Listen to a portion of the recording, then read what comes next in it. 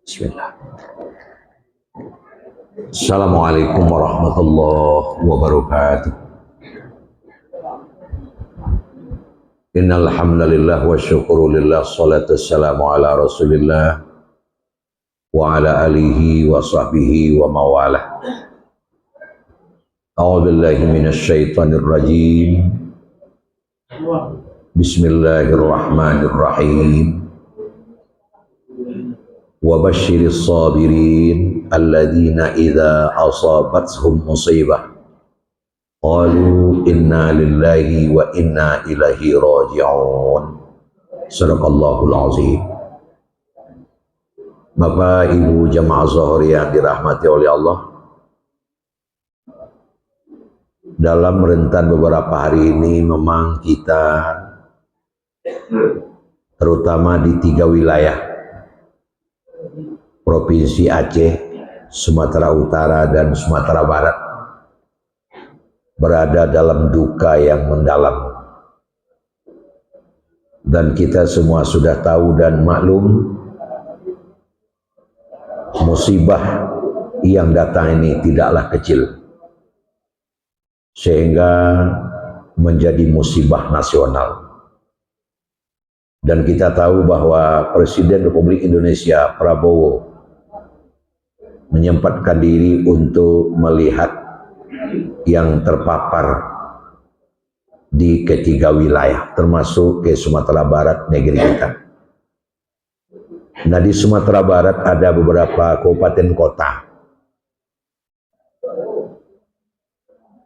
Tanah Datar, Agam, Kabupaten Padang Pariaman, Pesisir, Kabupaten Solok, Kata Solok, Padang Panjang, dan sekitarnya itu terkena oleh musibah tersebut. Pada kesempatan ini, waktu yang sangat terbatas, kita akan coba untuk menyampaikan satu item yang perlu kita maklumi dan kita pahami, karena bagaimanapun apa yang terjadi ini elok kita jadikan sebagai pelajaran bagi kita. Ada umat yang bertanya, bagaimana kedudukan saudara-saudara kita yang di dalam musibah ini terjadi meninggal dunia. Karena memang jumlahnya sangat signifikan Bapak dan Ibu. Menurut catatan yang kita pantau untuk ketiga wilayah, sampai detik ini sudah mendekati 1.000 orang. Dan belum termasuk lagi yang masih dalam pencarian, baik itu di Aceh, Sumut maupun di negeri kita Sumatera Barat, termasuk Agam tentunya. Nah, Bapak Ibu hadirin sekalian, mudah-mudahan ini akan bisa menjadi tawa sedingin, terutama bagi keluarga yang ditinggalkan.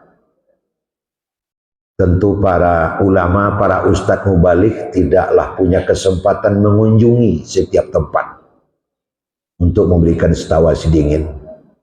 Jadi adalah peluang dan ruang bagi kita untuk saling menyampaikan terkait dengan tawa sedingin keluarga yang terpapar. Nah, menurut konsep agama kita, orang-orang yang meninggal dunia dalam musibah ini termasuk syahid Bapak dan Ibu. Karena dalam agama kita syahid itu dibagi kepada 3, itu hampir setiap ulama fikih menyepakatinya. Pertama disebut dengan syahid dunia, kedua syahid dunia akhirat, dan yang ketiga syahid akhirat. Nah, untuk yang pertama syahid dunia dan yang kedua syahid dunia akhirat, ini kita sebagai manusia tidak bisa untuk menentukan, karena yang menjadikan dia syahid dunia ataupun syahid dunia akhirat adalah niat yang bersangkutan. Ini adalah tertuju kepada umat Islam yang mengangkat senjata maju ke medan perang untuk menegakkan agama Allah. asalkan dia maju ke medan perang untuk mengangkat senjata li'a'la kalimatillah, untuk menegakkan agama Allah. Itu namanya syahid. Apakah syahid dunia atau syahid dunia akhirat, kita tidak bisa untuk mengetahui. Yang membedakannya adalah yang mendapat gelar syahid akhirat, syahid dunia akhirat, adalah yang berjuang lillahi ta'ala, ikhlas karena Allah. Nah, ini dalam agama disebutkan orang ini langsung masuk surga, syahid dunia dan akhirat. Dia angkat senjata, kemudian dia berperang, terbunuh oleh orang kafir dengan berbagai macam bentuk. Ada dengan pedang, ada dengan peluru, dan sebagainya. Itu adalah syahid dunia akhirat, karena dia mukhlishina lahuddin, ikhlas berjuang karena Allah. Orang ini bulat-bulat masuk surga. Itu dalam keyakinan kita. Sedangkan syahid dunia tampilannya sama dengan yang tadi Bapak dan Ibu. Mengangkat senjata, maju ke medan perang, melawan orang kafir, dan terbunuh pula. Tapi yang bersangkutan hanya mendapat syahid dunia saja. Kenapa? Karena niat yang ia pakai atau yang ia gunakan sebelum berperang itu adalah agar dibilang pahlawan, agar tubuhnya dibuatkan, agar nanti namanya masyhur. Dan namanya yang masyhur itu mudah-mudahan ada pengaruh kepada anak cucunya. Betul-betul dia berniat seperti itu. Nah, orang ini tentu tidak mulus masuk kepada surga. Karena likulli imri'in ma nawa, hasil setiap pekerjaan itu adalah sesuai dengan yang ia niatkan. Sehingga dalam sebuah hadis yang cukup panjang disebutkan, nanti ada satu peleton syuhada yang dengan gembira dia berjalan menuju surga, dipimpin oleh komandannya. Tapi ternyata sampai di pintu surga, malaikat Ridwan mencegat, kalian belum boleh masuk. Melalui komandannya berkata, kami adalah orang mati syahid, kami sudah membangku senjata, sudah maju ke medan perang, dan kami sudah terbunuh di medan perang. Saya hanya melaksanakan perintah, tuan-tuan belum boleh untuk masuk. Saya mendapat surat ini, kira-kira kurang lebih seperti itu. Nah, ternyata memang niat yang satu peleton itu hanya agar dinobatkan sebagai pahlawan. Jadi kata malaikat Ridwan, apa yang tuan-tuan niatkan itu sudah sesuai dengan hasil yang tuan peroleh. Lalu kemana kami? Nah, tuan turut saja jalan ini. Dia terus maju ke depan, akhirnya tiba di padang mahsyar, hisab tetap dilaksanakan untuk mereka, tidak langsung masuk surga. Tapi yang pertama tadi, karena ikhlas karena Allah, maka malaikat Ridwan langsung mempersilakan dia masuk. Nah, Bapak dan Ibu hadirin sekalian, kalaulah syahid itu hanya seperti ini, memerlukan ada perang, orang kafir yang melawan kita, tentu banyak kita hari ini yang tidak mendapatkan kesempatan untuk syahid lagi. Nah, ternyata agama sudah menyediakan ada satu jenis syahid, yaitunya syahid akhirat.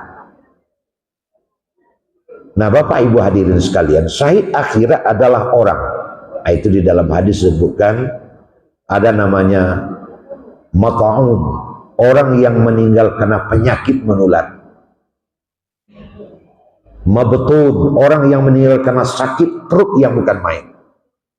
Nah, termasuklah al-khariq, orang yang meninggal karena tenggelam. Dan sahibul hadami, orang yang meninggal karena reruntuhan. Nah, ini masuk ini saudara-saudara kita yang kena banjir kemarin. Nah, Bapak dan Ibu, banyak keluarga mengeluh dan menyesalkan kepergian saudara-saudaranya. Sampaikanlah kepada mereka. Dan juga termasuk keluarga kita semua, kalau seandainya ada keluarga kita, Allah Subhanahu wa Ta'ala tidak akan memberikan ajal kepada seseorang kecuali apabila ajalnya itu memang sudah datang. Innallaha la tukhliful mi'ad. Allah tidak pernah memungkiri itu. Likulli ummatin ajal. Setiap orang itu sudah ada ketentuan usia. La yastakhiruna sa'atan wa la yastaqdimun. Tak bisa ditambah, tak bisa dikurang.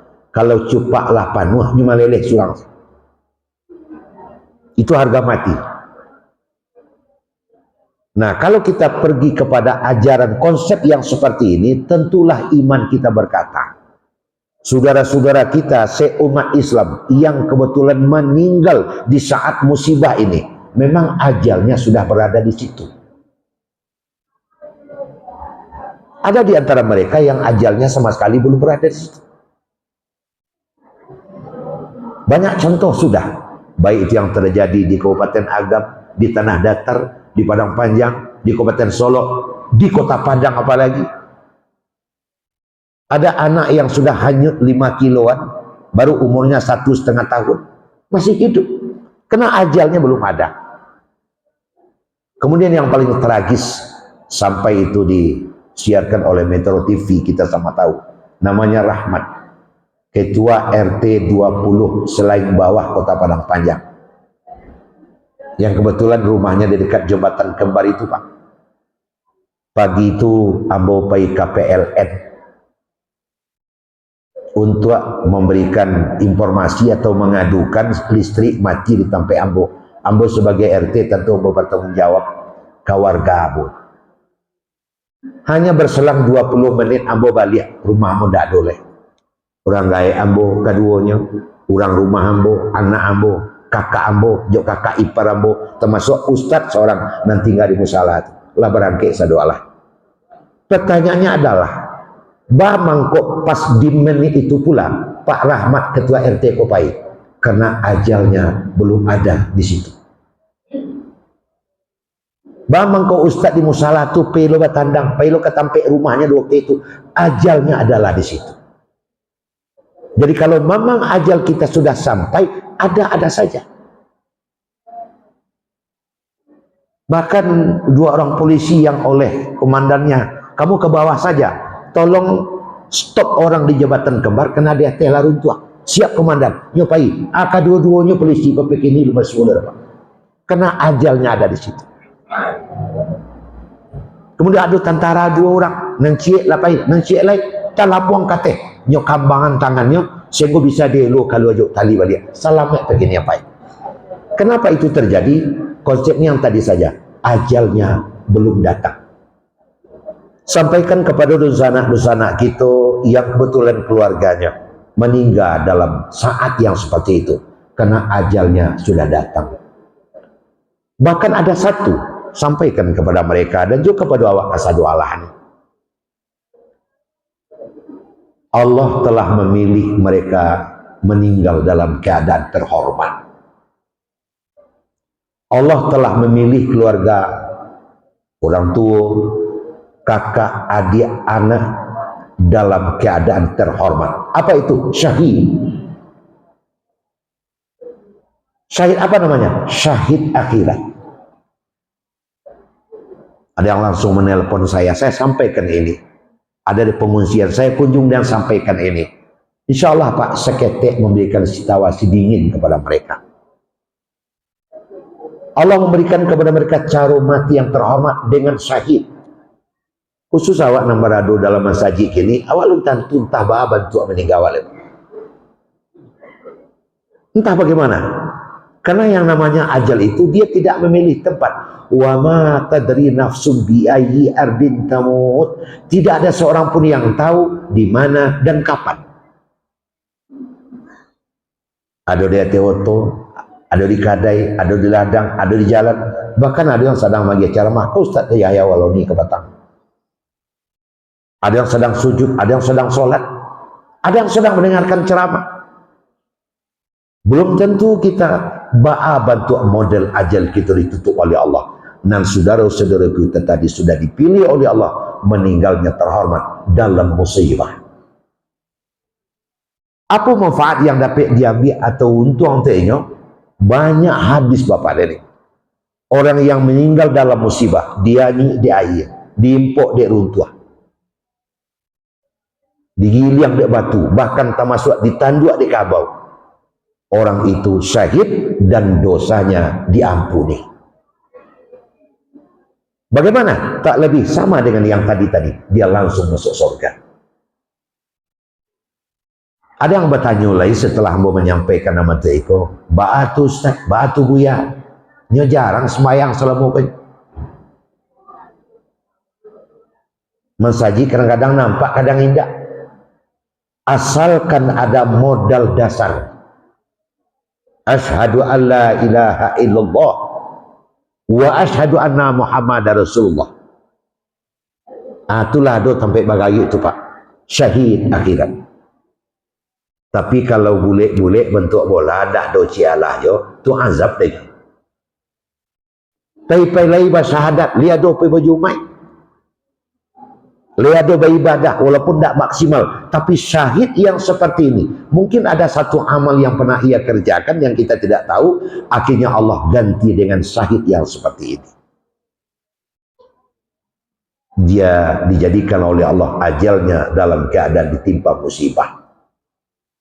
Tapi bukan berarti keterangan nambah tu iko tonton dalam ini luar ini ayat luar meninggal. Bukan begitu maksudnya. Kalau lah itu tuh lah itu bunuh diri lah namanya. Coba dak-dakan diri ke tepi lawi, dak-dakan diri tepi tangi. Sebab buya mengecek mati haji ku syahid, anton-anton haji lo dan adab itu. Itu Allah yang memilihkan untuk kita. Kita tetap waspada dan hati-hati jangan sampai terjadi seperti itu. Terjadi wonya bantuan barusan terjadi dek kawan-kawan kita syahid. Aku apa dan ibu yang berhormati. Nah awak kini lu jalele. Itu konsep di dalam agama kita, di dalam memberikan situasi dingin, dan memang seperti itu adanya. Wala taqulu ma yuqtalu fi sabilillahi amwat bal ahya. Janganlah kamu anggap orang yang meninggal dalam fisabilillah itu mati, tapi dia tetap hidup. Apanya? Cara kematiannya itu akan memotivasi kita. Makanya kepada keluarga yang ditinggalkan kita berharap. Pertama, redho. Artinya redho, lepaslah kepergiannya dengan rela dan berhusnuzon kepada Allah Subhanahu wa Ta'ala. Bau orang mengkeindah ambo saja, bukan begitu. Allah memberikan sesuatu kepada orang memang jatah yang seperti itu dengan konsekuensi yang tadi. Allah berikan keampunan dan Allah muluskan jalan menuju surga Jannatul Naim. Kepada keluarga yang ditimpa, hendaklah kita berredho kepada Allah. Itu yang pertama, redho. Artinya redho itu tenang, tidak kasak kusuk, tidak bersuuzon, tidak meratap, dan tidak berlaku macam-macam sehingga aneh-aneh. Tapi redho, Allah telah menjadikan yang seperti ini untukku. Itu yang pertama. Kemudian yang kedua adalah bersabar. Kepada keluarga yang ditinggalkan kita, agama, bersabar. Wabasyiris sabirin. Beri kabar gembiralah. Kenapa diberi kabar gembira? Iza azamathum musibah qalu inna lillahi wa inna ilaihi raji'un. Kalau kita milih Allah, kita akan kembali kepada Allah. Mengembalikan segala yang terjadi ini adalah atas kehendak Allah. Kita hanya menerima apa adanya. Itu namanya bersabar. Dan istirja, melipatkan kalimat inna lillahi itu sebagai wujud dari kesabaran. Hablum minallah, tetap jalan. Dan yang ketiga, hikmah. Hikmah. Apa itu hikmah? Mencari rahasia yang ada di balik itu. Kepada hamba-hamba Allah atau umat Islam yang memahami betul konsep ajal, dia hanya akan bersabar dengan membaca inna lillahi wa inna ilaihi raji'un. Karena ajal memang ada di situ. Itu namanya mencari hikmah. Kenapa ada saja kegiatan-kegiatan yang menyebabkan dia terhindar, dan ada saja kayu sehingga dia pegang kayu itu, dia selamat. Karena ajalnya belum sampai di situ. Jadi redha, sabar, dan mencari hikmah di balik semua ini. Nah, tentu bagi kita yang masih selamat, yang masih belum apa, ada satu ruang yang sangat besar kita gunakan. Apa itu? Berbagi. It'amul ja'i', memberikan bantuan, memberikan sokongan, support. Apa yang bisa kita berikan adalah amal yang sangat bagus kita lakukan dalam suasana yang seperti ini. Saya melihat di masjid kita sudah boleh ada tumpukan, mungkin ada harinya untuk mengantarkan nanti. Yang punya makanan dengan makanan, yang punya uang dengan uang, ataupun apa saja yang dapat kita berikan. Teman-teman dan saudara-saudara kita yang rumahnya hanyut, yang rumahnya rusak, yang keluarganya hilang, harta bendanya hanyut, adalah kesempatan dan ruang yang terbuka bagi kita untuk berbagi dan tolong menolong. Bapak dan Ibu jamaah Zuhur yang kami hormati, namun bagian yang kedua dari kultum kita ini, ternyata di atas dunia ini tidak ada satupun yang terjadi tanpa sebab. Daun kayu ndak manggari do Pak kalau ndak do angin. Akibat-akibat, termasuk awak nan duduk dalam masjid ini juga akibat dari sebab. Apa sebabnya? Ada ayah awak, ada induk awak. Itu akibatnya awak. Di alam jagat raya yang luas ini tidak ada satu yang terjadi tanpa ada sebab. Nah, musibah ini tentu juga ada sebabnya. Insya Allah nanti di sholat asar kita akan sampaikan sebenarnya apa yang menjadi sebab musibah ini datang seperti ini. Demikian, terima kasih. Assalamualaikum warahmatullahi wabarakatuh.